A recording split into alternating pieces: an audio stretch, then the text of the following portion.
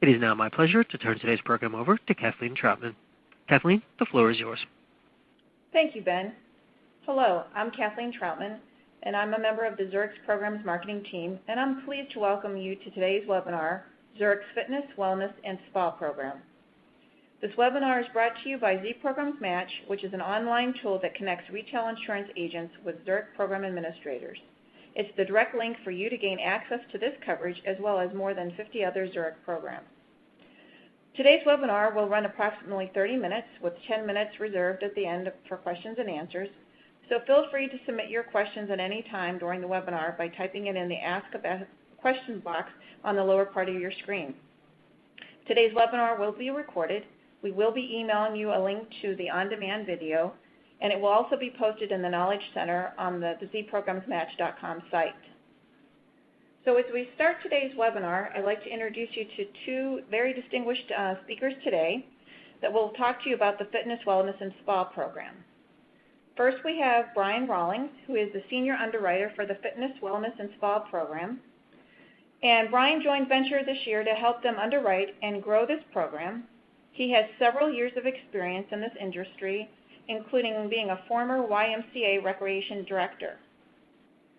Our second speaker for today is John Welty, and John is the practice leader at Venture Programs, and he has over 30 years of experience in the insurance industry. And before I hand this over to the two gentlemen to tell you more about the program, I'd like to do just a quick polling question and find out how many of you have written a gym, health club, or spa before. So let me push it out. And John and Brian, just give me 1 minute and we'll just see what kind of answers we get.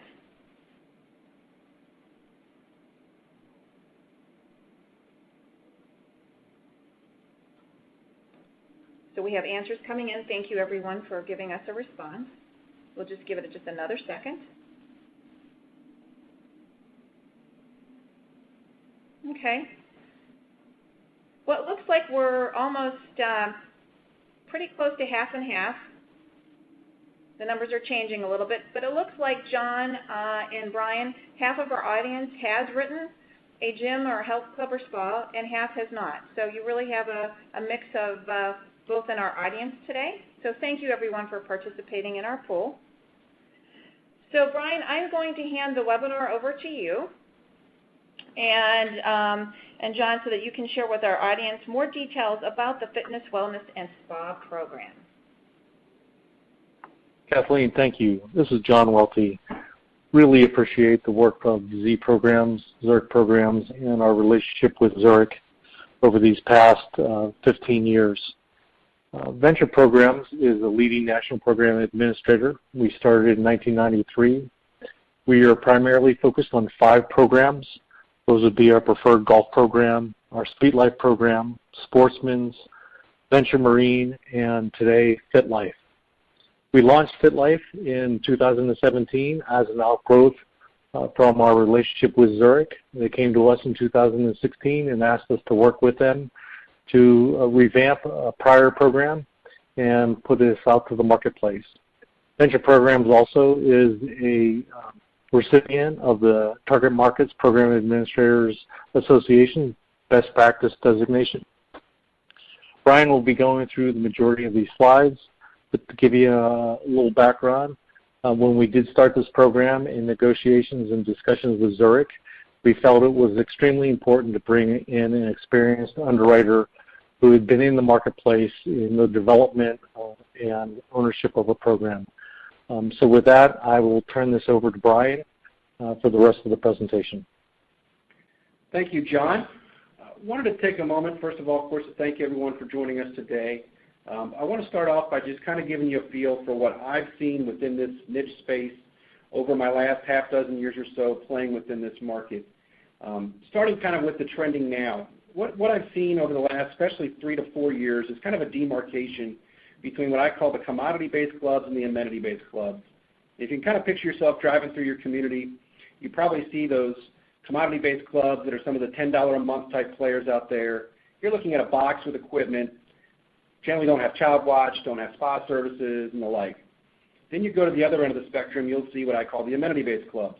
Those are your large-scale tennis and racket athletic clubs, those independently owned clubs within the community that have a higher price point, and with that comes the full scale of amenities from restaurants and concessionaire services, family programming, outdoor pools, and the like.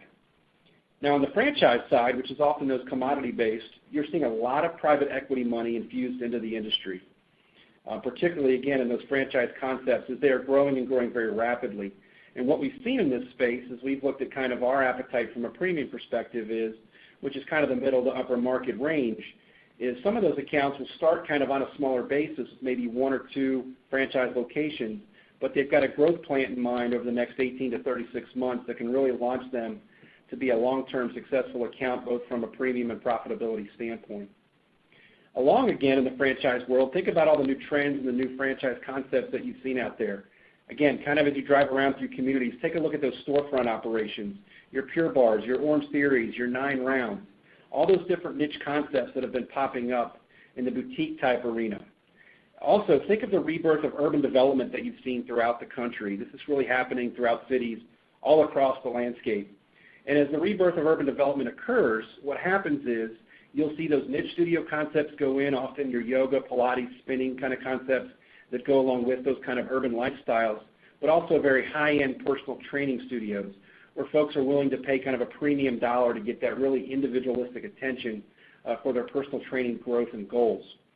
So what we've seen is a real growth of merger and acquisition activity, private equity money, and those commodity and amenity-based clubs coming along. And then as we play in the spa arena within this program, once again, you're seeing some franchise concepts that are pretty prevalent out there. You're also seeing an advent of higher-end day spas and destination-type spas, which, as John indicated, is kind of one of the offshoots of this program, because in our Suite Life program with the high-end hotels, you're seeing a lot of those amenity-based spa comes up with the new scrub treatments, massage treatments, facial-type treatments, and the like. And we'll talk a little bit more throughout the presentation in terms of our appetite with some of the modalities that happen within those concepts. Quick overview on the claims trends. We underwrite this line very heavily from a casualty perspective, and you'll hear me talk about that throughout the duration of the program. I don't want to lose sight of the property, and I'll address that as well. But your 2 loss leaders within this are very simply from a frequency standpoint are your slip and falls. And if you think about the traffic that goes in and out of these locales, if you think about the water intrusiveness of shower areas, bathroom areas, locker rooms, pool areas, and the like, you can obviously see the proclivity for slip and fall activity within this space. The second thing that we see on the frequency side a lot is equipment failure, bodily injury claims. So when we underwrite these and we work with these risks to provide risk management services and assess their overall programs, one of the things that I often like to zero in on is what kind of preventative maintenance plans they have in place for their equipment, because you often see those cable machines, the cable snaps, fails, and the like, and that can cause some bodily injury on that. And of course, we always have to keep our eye out, as I talked about the new trends that are constantly evolving within the space. We've got to keep our eye out on when those new products come to market, what kind of new concerns might they bring that we need to make sure we're mitigating against from a risk management standpoint, but also making sure we have the coverages in place to address any of those issues. And lastly, on the claim side, I do want to address the property side, because I have seen over the last half dozen years that lends itself more to the severity potential.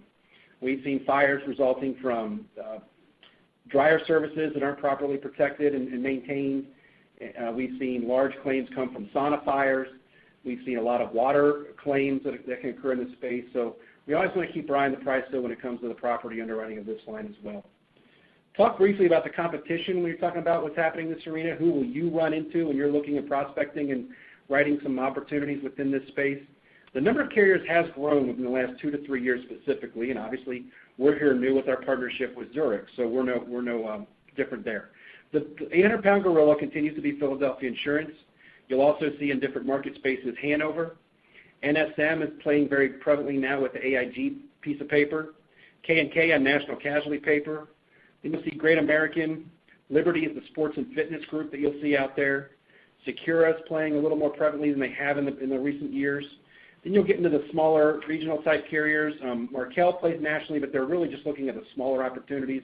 They've kind of downsized, if you will, their appetite from a premium standpoint, which kind of dovetails nicely with that middle and upper market space which we're looking to play on that front. But the interesting thing that I've always found in this space, and it was in my past life and now one of the reasons I'm excited about this opportunity with Zurich, is that a lot of the paper we've talked about that I just referenced, you're looking at a lot of E&S or quasi-E&S paper. And we'll talk about that when we get to the coverages afforded within this program and how they stack up. I think you'll find some real advantages that we can bring to the marketplace on that. A last notation on the various carriers that play within this space is the rating bases that you'll see. We're an ISO basis company, so you'll see us rate based off of revenue or sales, but you'll often see carriers that have proprietary rating bases such as number of members, active members, area. You'll even see them utilize the YMCA code at times as well. So something to keep an eye on as we're looking at apples to apples on coverages and rating and the like.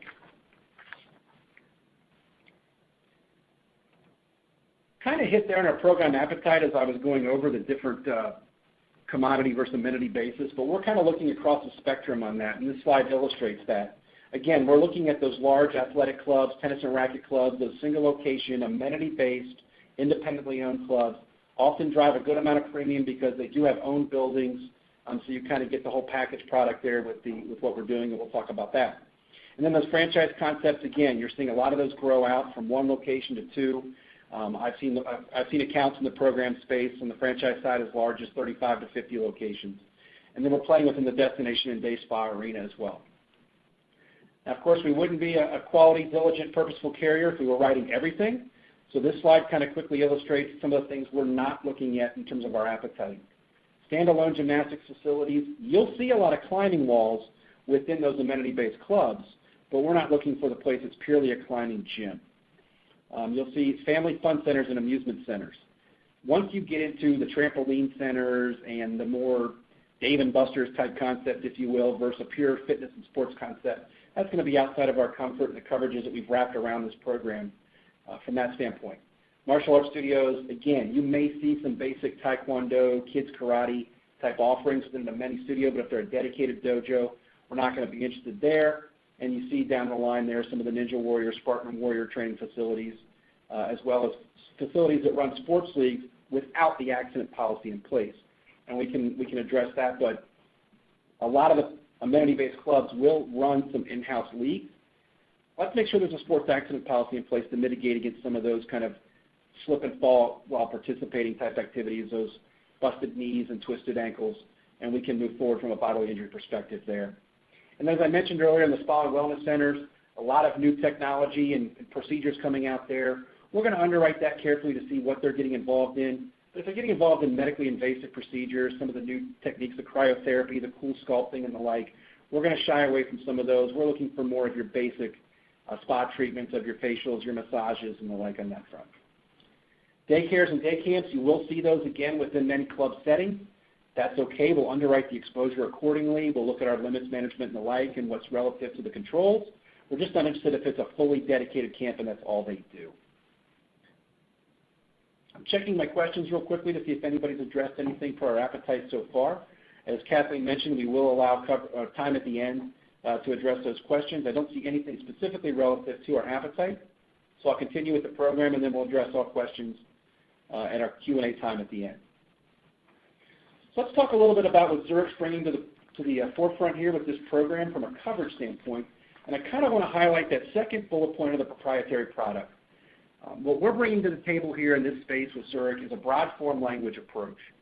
What you're going to see in a number of those carriers' forms is some limiting or exclusionary language. If you recall, I referenced the fact that a lot of them are kind of E&S or quasi-E&S in nature. I used to be in the E&S world in one of my previous lives, and of course the capacity I had there was to make up form language and use different things. But we're not looking to do that. We're looking to be broad in our approach. Give you a couple examples on that. If you're doing, one of the things I think is very excellent in this arena, if you're prospecting someone, is that policy audit type approach. If they're willing to share their policy with you, you can often look and find things such as a waiver of warranty or a concussion limitation. And for instance, what a waiver warranty will do, if Mr. Welty is working out at one of our clubs and he gets injured, and for some reason we can't find a waiver that he did not sign when he signed up for his membership, they're going to have coverage null and void at that point. That's very punitive form language. We certainly want to underwrite and assist them in putting the best practices in place, but we don't want to be punitive if perhaps one waiver happens to slip through the cracks. We want to make sure we're protecting them from that standpoint. So you can look out for those limiting or waiver warranty, concussion warranty type provisions. You'll see sometimes full participant exclusions on the bodily injury, So at that point, what are they really providing coverage for? So we're not using any of that kind of language. Look for specific activity exclusions. Compare what they're doing within the club to any designated activity or catch-all type activity exclusion language that you'll see within those forms to make sure they're properly covered. Again, we want to underwrite the risk up front, have an understanding of the exposures, put the proper controls in place, price the account appropriately, and then help them in the risk management of those exposures that they have in place. Also, one other catch-all in there sometimes you'll see is a designated premise limitation. A lot of these clubs will have off-premise running clubs. Maybe they'll go to a local park and do some programming to kind of a community outreach and to infuse membership back into their club. You don't want to be restricted to a designated premise on that policy. So that's something that we're really looking at, making sure we're having a broad form approach. Another part of that is tanning. We are silent on tanning on our underlying. We will not extend it into the umbrella limits, but again, a very broad approach from the tanning perspective in that we are silent, so therefore we have no exclusionary or limiting coverage concerns from the tanning perspective on that. Note there that we're available in all states except for Louisiana, Montana, and Virginia. Reason being there is that waivers are your #1 mitigation against losses within this arena, and those 3 states really simply do not recognize waivers as a hold harmless agreement to mitigate against those losses. So we're kind of taking a very cautionary approach within those states. Outside of that, we're fully available in the full other 47 continental states. We have large property capacity. We provide a very broad property enhancement with some very enticing sublimits within there. It's a nice, robust form. Equipment breakdown is provided. I generally quote that regardless if they have owned property or not because there's losses that can occur outside of either way. Another nice differentiator that I think we're bringing to the marketplace is the concept of blanket and agreed value. I talked about the size of some of those amenity-based clubs. I talked about the number of locations you'll have in the commodity space. And by blanketing and using agreed value, we're giving them some nice flexibility in their valuations. In the time of a loss, no co-insurance penalties come with the agreed value piece. And as they grow out, they can make sure to have the proper limits and flexibility in place with that blanket that we're utilizing there. A GL enhancement, abusive acts will right to $1 million in most cases if they have the proper controls in place. And we can look at some extended limits there, again, depending on the exposures and the controls that are relatively in place. A nice broad professional liability form. We can handle the liquor liability. And you see some of the other ancillary coverages that we can afford as well in the package product, along with some of our other partners. And we have very high umbrella capacity limits as well. As I kind of wrap up my portion of the presentation and leave time for question and answer, just want to kind of give a summary page here of some of the things that we've talked about and highlight a couple additional ones. Kathleen gave a nice summary, thank you, of my background. Wanted to just kind of underscore that as well. My first 10 years professionally were spent in the recreational YMCA industry, so I've been in these owner-operator shoes. I've been kept awake at night by the things that keep them awake. I understand their operations and can definitely make sure to talk the talk and walk the walk. I'm making sure and working with our Zurich partners that our coverage forms address those as well moving forward. I attend a lot of the trade shows. I've spent the last half dozen years attending conferences such as IRSA, Athletic Business, Club Industry, and the like. We're very prevalent in our marketing approach. We're going to be working with a number of carrier partners out there. So not carrier partners, but industry partners in the publication world. We've just been meeting with them to start to push out some marketing. So that we want to make sure that we're branding ourselves appropriately as well as providing some industry expertise from a perception standpoint so that when you have a conversation with a risk prospect, they've seen our name, our face out there, and know what we're all about. Zurich brings some very broad approaches from a risk engineering services. We also have our own in-house risk management professional here and some services available on our website as well. So what we really want to do is provide that consultative approach from a risk management perspective so that once we find a risk, we're going to get somebody out there to look at it. We're going to assess their overall risk management practices and provide what we feel can be some best practices out there to enhance their current programs on that front. And then another thing I think that Zurich brings to the table that I'm really excited about to be able to provide for those larger risks that we're looking to play on is the claims data and trends analysis. The ability to break down the data and the claim trends for per location can really help identify where those pain points are, not just from the kinds of claims they're seeing, but maybe a specific location where they're seeing them, so that we can get out there again with those risk management services and our claims folks to address those on a proactive basis for long-term profitability and retention. And I think once you bring the coverages, the competitive pricing that, of course, we know we need to bring to the marketplace, along with those ancillary support services, I think we're really looking to bring forth a total product that not only can win accounts, but also can retain them for long-term profitability and for your agency. And again, to underscore the Zurich partnership, they're an AM Best A-plus rated company, and we're recognized as one of the 10 most valuable insurance brands in the world. So the backing that we're bringing in this partnership, I really think is going to be excellent for the marketplace overall. Quickly wrapping up on the submission requirements, really what we're looking for is a court applications or a completed SOV if they have owned property. We can take that along with 3 to 5 years loss runs, and what I can generally do then is kind of give you an overall qualifying perspective. It's something that meets our appetite, and maybe look to give you an indication on where we're at from a premium standpoint to see if we're going to be a player. If we are, then we'll want to go ahead and gather those Fit Life supplemental applications, our abuse questionnaire for affording that coverage, kind of take a look at maybe the financials, get a copy of the waiver and the like. But we'll go through those exercises in a nice diligent game plan so that we're making sure we're being efficient from everyone's time. We'll qualify the risk, see if we're a player, and then we'll go forward and gather the additional underwriting information so we can fine-tune the pricing, get you a bindable proposal and quote, and win that business for you. With that, I'm going to turn it back over to Kathleen, and she's going to kind of talk to you a little bit about the Z program's match capabilities, and then we'll have time for question and answer at the end. Okay. Kathleen? Thanks, Brian. Thanks. The first step is to go to zprogramsmatch.com, and you want to go to the Professional Services category page. And once you're there, you want to then click on the Professional Services. When you hit there, you want to go to the Appetite Guide under the Fitness, Wellness, and Small program on the category page. And there, when you open up the Appetite Guide, you will see an overview of the program. And there you can easily request contact from the program administrator, which is Venture. And all you have to do is click on the blue button, and a response will go right to Brian, and he will be able to follow up with you right away. So then once Brian follows up with you, then you guys can ask any questions or provide him with any submission opportunities that you have. So typically our program administrators, they have an SLA where they will follow up with you within 2 business days, but I know Brian does his best to follow up with you as quickly as possible. So before we go on to our Q&A section, one of the things that we like to do is just to get feedback from the agents who are attending to get an idea of the webinar and the quality of it and any ideas you might have for future webinar topics. So I'm going to push out a quick survey, if you guys don't mind, just 1 or 2 minutes, and then that'll give John and Brian an opportunity to see the questions that have already been submitted into our Q&A box. So if you can just take 1 minute, because we do review these and we do appreciate your feedback. And then once you have a chance to complete that, we'll just give everyone a minute, John and Brian, and then I'll allow you guys to go ahead and then we can start the Q&A.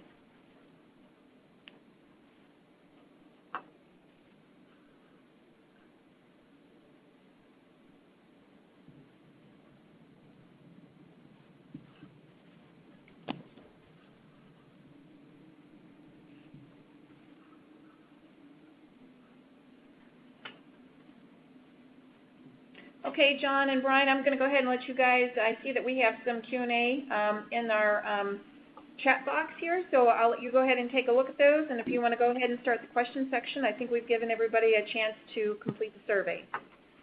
Great, thanks Kathleen. I'll do my best here to address the questions that have come in our allotted time. If for some reason I don't get to your specific question, please feel free to reach out to me via the Z Programs Match portal that Kathleen just described, and I'll make sure to quickly respond to your question and we can continue any dialogue in terms of opportunities you have and the like. I'll start with one of my favorite questions that I see here that popped up. We have a client to quote now. I referenced earlier, if you can just give me simply court applications, a website, and some loss runs, we can certainly quickly qualify those risks for you, see if we're a player, and give you some indications ASAP on that. I'll explain the umbrella limitation on the tanning. As I mentioned earlier, we are silent on our underlying on tanning. We are looking to limit ourselves to the underlying on the tanning, so we will exclude it on the umbrella. Generally, that's okay. That matches up very well with the competitive landscape in this niche. There are some occasions where there's some other carriers out there that will extend the limits. If that's the case, I would encourage you to simply find another umbrella alternative, or there are some markets that will write the tanning on a standalone basis, have a pretty broad form, and can take that up through some limits, and we can talk about that on an individual risk perspective. If the club has a CrossFit affiliate within the operation, Again, that's going to be fine. We'll underwrite the exposure. CrossFit has some different, obviously, nature to the workouts that are done there. So I'll ask some different underwriting questions revolved around those exposures, but if everything lines up, we can certainly handle that CrossFit affiliate within the operation. Abuse and molestation, talked about that a little bit earlier. We will provide the coverage. We'll provide it to $1 million. Pending the exposures that they have, we'll look at what day camp operations and what goes on within the club, and as well as obviously zero in on the controls relative to background checks, crisis management, emergency planning, investigation processes, and the like. But we can write the abuse and molestation. We're bringing a broad product there to the marketplace as well that provides the innocent party defense as well as the vicarious coverage for the club itself. How do we compete with some of the franchise programs that are out there? There are some affinity programs that have popped up, and they kind of come and go a little bit with some of the franchises. I've played within the space for 6 years. I feel very confident in our ability to match up from a coverage perspective per the franchise requirements, as well as providing a product and price point that is very good, and we've already had a number of those submissions come in across that, and I think we'll be very well there. Let's see. Does the umbrella sit over the abuse on the GL? We're generally going to look to limit ourselves on the abuse. Again, pending the exposures, if there's not a lot of children's exposure, take maybe your Planet Fitness type operations, those that really don't have children's exposures, maybe just a child watch type exposure.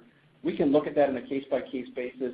I don't want to make a blanket statement on that, but we will look at things on a case-by-case basis for a couple million extension if it's viable amongst all options on there. Let's see. Our rating basis, I mentioned that. We utilize ISO basis, which is revenue. We will write new ventures. You do see a lot of new ventures within this space. What I'm looking to gain a sense of there is the owner-operator's experience within the field. I don't feel personally from my underwriting perspective that it necessarily takes a great deal of business acumen to open up, say, a yoga studio.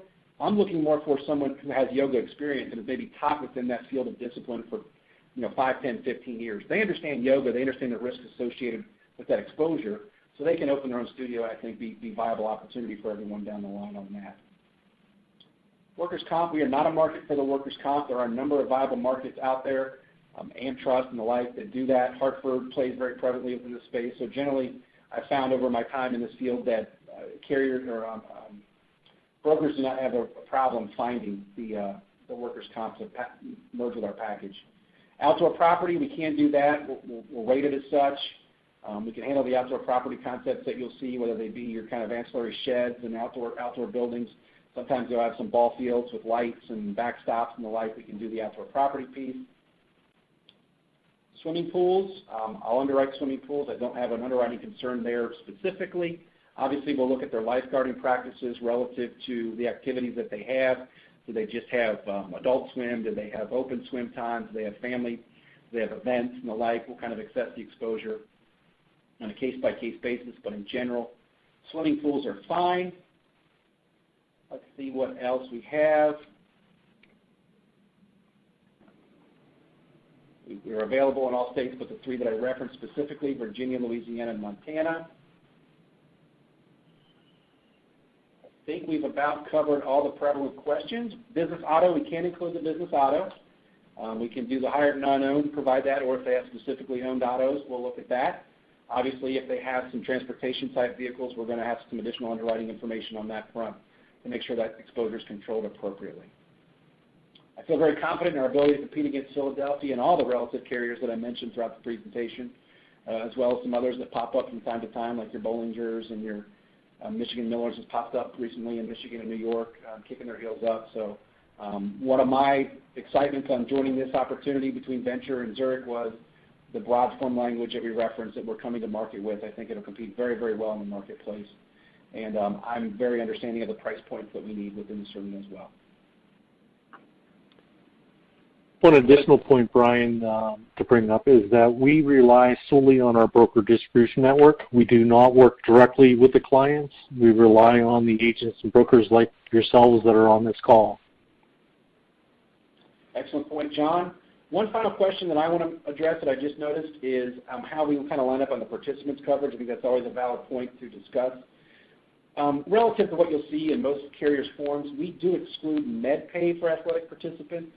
I don't know of a program that could have any variable of profitability if they didn't. So, once, as I usually describe it, once you're on the treadmill, Once the ball is tipped in the open gym, once the yoga music starts or the Zumba music starts pumping, we're not going to write $5,000 checks for twisted ankles and bruised thumbs. But we are fully open on slip and fall, traditional slip and fall med pay, as we talked about earlier, and then we're fully open on the bodily injury to participants. So if they allege an injury because of negligence on our behalf, then we're fully open on the bodily injury side. I don't see any other questions coming on. I'll hang on the line for a moment, and I'll turn it back over to Kathleen and her crew to bid our farewells. Thank you for your time again today. Let us know how we can help. Get on the Z Programs match and send me an inquiry, and we'll start some dialogue. Thank you. All right, Brian and John. Well, we'll now conclude the Q&A portion of the webinar, and we want to make sure everyone takes the opportunity to visit Z Programs Match today. If you haven't visited the site, you will have noticed that Z Programs Match has a new look, and we're excited about the new Z Programs Match platform and hope you will take full advantage of it. Besides the fitness and wellness program, we have added several other new programs, so you might want to take advantage of some time to see what we've added to the site. We appreciate your business and your interest in the Z Programs Match webinar series. Zurich looks forward to serving you as we work together to provide for the insurance needs of our mutual customers. This concludes today's presentation. Thanks again for attending, and make it a great day. Thank you to all our participants for joining us today. We hope you found this webcast presentation informative. This does conclude our webcast, and you may now disconnect.